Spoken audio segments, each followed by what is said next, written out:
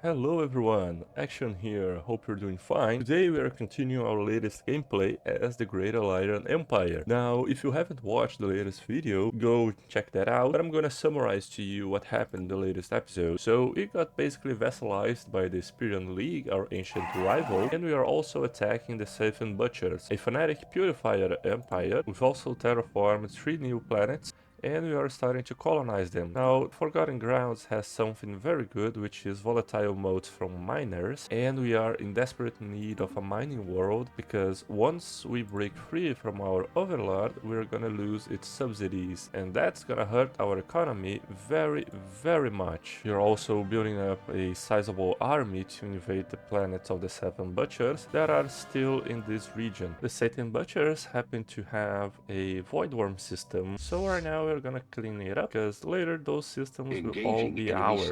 We finished up the research of Rift Sphere technology, meaning we can now start exploring the astral rifts, and remember about those extra unity we'll be gaining every time we finish the astral rift. Now the Void War system has been eradicated, and since we don't want any of those fanatic purifiers inside our border, because who knows what thoughts they might be having, we're gonna go ahead and change their citizenship to undesirables, purge them with displacement. So for some reason, fanatic purifiers had a Gaia world, but they haven't colonized it. Thank you very much. I've just noticed we received 2 refugees from the Rogerian Empire, but we do not want those ugly bastards inside our borders.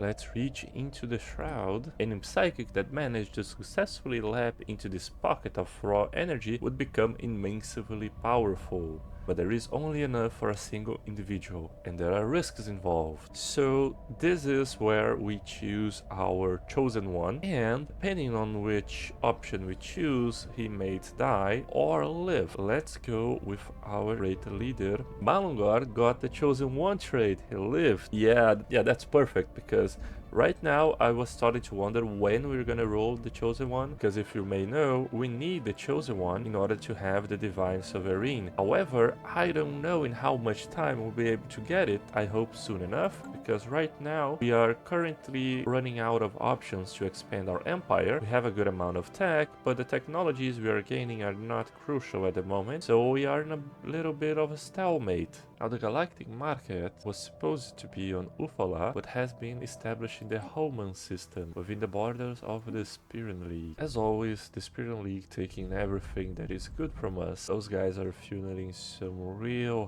hate from our empire. We do a little bit of astral splitting and create another astral rift for our beloved scientists to explore. The pre-FTL inhabitants of Hurklar 4 have begun to theorize that their world was gifted to them by an ineffable being, that life is a reward for unyielding devotion to a divine creator. Their faith will develop given time. We've created the Shroud Tunnel, and we have positioned 4 fleets, and this Shroud Tunnel right here leads us to the other side of the war, meaning we can explore this region right here, travel to Krenis.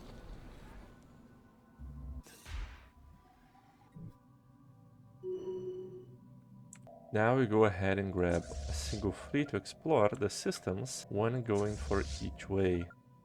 We also acquired a Shroud vessel that we can use the FTL jump to explore all sections of the galaxy. Our immortal leader, the Chosen One, previously a Lari but now something more, has attracted a large and devout following in the Great Alliance Empire. May his reign stretch into infinity and beyond. Oh boy, it is so powerful. You're just gonna see how much more resources we're gonna be producing from our telepaths and our psionic pops overall. We have now the Divine Sovereign Civic, granting us plus 10% unity, and that's the best part, our council position, the Divine Conduit, increases the resource from psionic pops that telepaths gives by 1% for each level. So we are gonna remove Beacon of Liberty and instead get the Crusader Spirit, making us able to use the Liberation Wars policy, which means that every time we go to war, we are gonna try to impose ideology on every single empire until the whole galaxy is our vassal and believes in our Black Star God. And since Liberation Wars are only allowed to claim when we are in defensive wars, they do not remove our already claimed systems, meaning mean that we can claim before we changed it to Crusader Spirit and keep all of the claims, making us able to reconquer our Holy Land. So that's a very interesting system. 5 planets, all of them are Gaia worlds, and they happen to be inhabited by pre-FTL civilizations. That just cannot be a natural occurrence, right? We finished the construction of our Grand Archive, and now we can activate some of the relics we have collected. Our Grand Archive is producing us 13 amenities, 5 stability, and a whole load of other bonuses to our empire. And since those bonuses are applied to every single planet, it makes our colonies much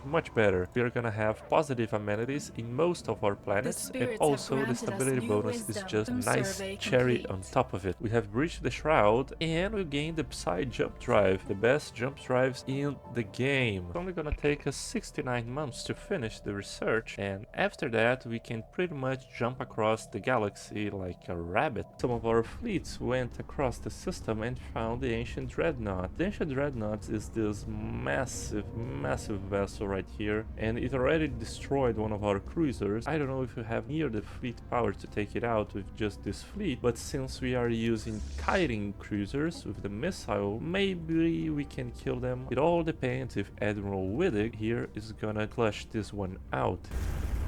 So here we can see the kiting behavior of our vessels, and the Dreadnought just chasing around. Wisdom. Yeah, that didn't last very long. Yeah, the Dreadnought is just obliterating our fleets. Retreat. Alright, it destroyed all of our vessels, just one vessel survived, the one carrying Widdig at least. And we also found another hostile empire to us, one Marauder. Oh, they had another fleet there. I thought it was just the space stations. And let's retreat so our great commander Radag can survive.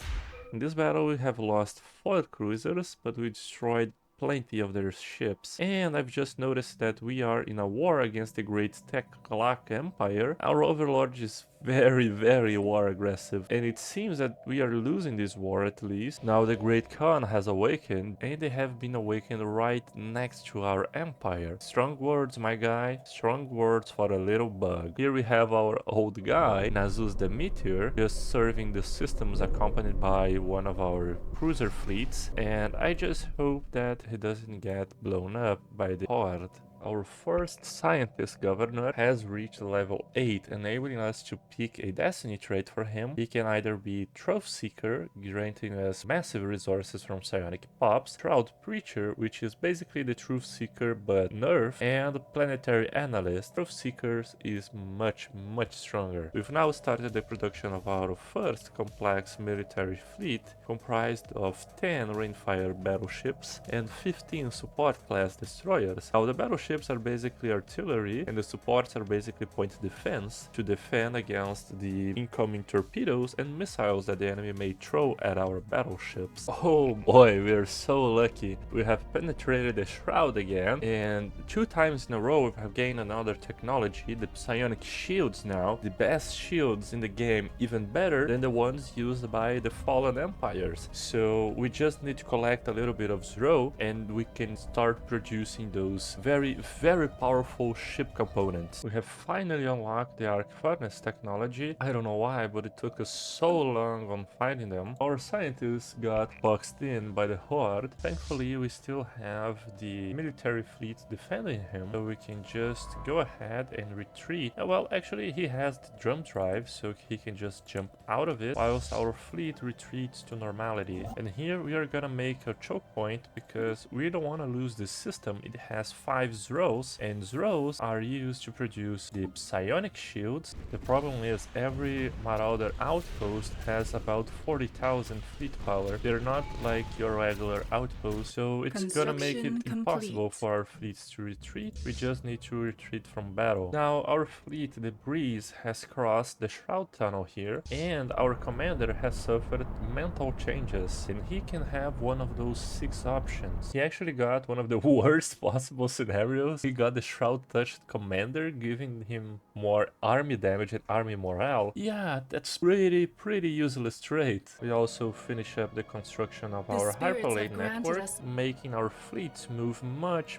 quicker in our empire. Oh, and we've met curators. Well met. Our ruler and chosen one has now reached level 8, and as such we can grab the most powerful destiny trait in the game, Genius Armorer, granting us massive amounts of shield and armor hardening. Now our goal in the end is to have 5 of those admirals here on our government at level 8 with the Genius Armorer trait. That will grant us around 80% shield hardening, and because we are psychics we already have a 10% shield hardening. We also have the Astral Shield experimentation bonus that we received from an Astral Rift, and that gives us another 5% shield hardening for a total of 95% without any components. In other words, it means we just need to build loads and loads of shields, and then our ships will be basically immortal, because not a single bullet will be able to penetrate our shields. And now, since we have completed the aesthetic wonders in our Grand Archive, we can now purchase a relic from the curators. We have bought the pattern maker from the curators, giving us code breaking, tracking, and accuracy, and we can activate it to gain a pattern walker class scout ship, but I doubt we'll be using that. We instead prefer to use the last bowl and make a planet a Gaia world. We have received a strange transmission from the Astral Rift. Attune with the planes. We will find you. Oh, I hope you do. Now the Horde is sending at us a 200,000 fleet. Man, that's a very high number. I don't think we have the military capacity to defend ourselves here. I don't really want to send out the current fleets that we have, because we are defending the Safe and Butcher's border, and if we remove them from this action, it is much easier for them to conquer us. So I have a better idea. We're gonna make loads and loads of these frigates, and with side jump drives we'll try to bust them out from behind. Our overlord has lost the war against the great Teclac Empire, and because of this they are now fragilized, so it is the best opportunity for us to attack them. However, our fleets are being divided between defending against the Opolgak Horde and also maintaining a little bit of security against the Fanatic Purifiers. So the Spirit League has decided to do one of the big guy moves. They have about 50k against 100k. They're gonna be decimated. Oh, they just retreated. Now the Great Khan is throwing at us another 300,000 fleet power. That's about 500,000, and I don't even know if we have it combining all of our fleets. Yeah, so our scientist has discovered an astral scar with instability, and we can either slit it shut or blow it open. This time we're gonna blow it open. Let's see what happens. There is now a larger rift that we are capable of exploring. The resulting instability has caused the gravitational anomalies to subside, and we are prepared to discover what lies beyond. So the Horde has decided to attack us, and just in time for our ship to travel through the Shroud Tunnel and encounter their massive fleets, and those guys are just being evaporated. We now go ahead and activate all of our edicts. Here we have a small frigate squadron that is meant to take out the Galleon, their main ship that has over 100,000 fleet power just in one singular ship. And right now our main fleets are clashing. Please go for the Galleon. No, they are going for the smaller ones. That is an absolute slaughter. At least our kiting missile cruisers are doing some work, but I don't know for how long they'll be able to kite. Here it comes a constant influx of reinforcements that I have sent, but they came up too late. At least they are targeting the Galleon and should be able to take it out. So yeah, the Marauders completely destroyed our vessels, and we have a couple of ships remaining. So we had about 600 to 700 fleet size. Now we only have 98. So yeah, we're pretty much screwed down, man. And I just hope that the Marauders don't have the technology to travel through the Shroud Tunnel, because otherwise they have a direct path towards our base. I'm even considering dismantling the Shroud Tunnel, to be honest. That way we are safe. Actually, I'm gonna just do that. Alright, perfect, because right now we have prevented the Horde from invading us through the tunnel we have created. Later on we'll be reestablishing the tunnel to ensure we get the 5 zeros that are in the the system to produce the psionic shield. Oh, the Spirian League, and I want to change the agreement and removing all of their resource contribution. Yeah, you know that if we agree to those terms, we are gonna declare war on you very soon, don't you? I don't even think we can decline it, because it will take us 15 months to get the influence required, and we only have a deadline of about 6 months. You just set yourself up to a war, my guy. So yeah, the terms of our agreement has timed out and was auto accepted, and now the overlord subsidies are completely over, and our head of research just died again. We just lost all of our military vessels. Our overlord that was supporting us with great mineral and energy income has now changed the agreement to provide us with basically nothing, and the horde is coming to attack us, as well as we have the fanatic purifiers right here that may also be planning an attack on us. So yeah, I don't even know how we're gonna come back from this, because it's about 36 years the crisis will appear, and we have less firepower than a pre-FTL civilization at this point. Now, for the next gameplay, we are gonna try to stabilize our economy and build the military vessels to defend us against the horde, and also plan an attack against our overlord. Thank you guys so much for watching once again. Don't forget to leave a like and subscribe, because it helps out the channel so much in those early days. If you have any suggestions, feel free to write those in the comment section down below. I will be very glad to respond to every comment you guys post, and that's it. See you guys next time.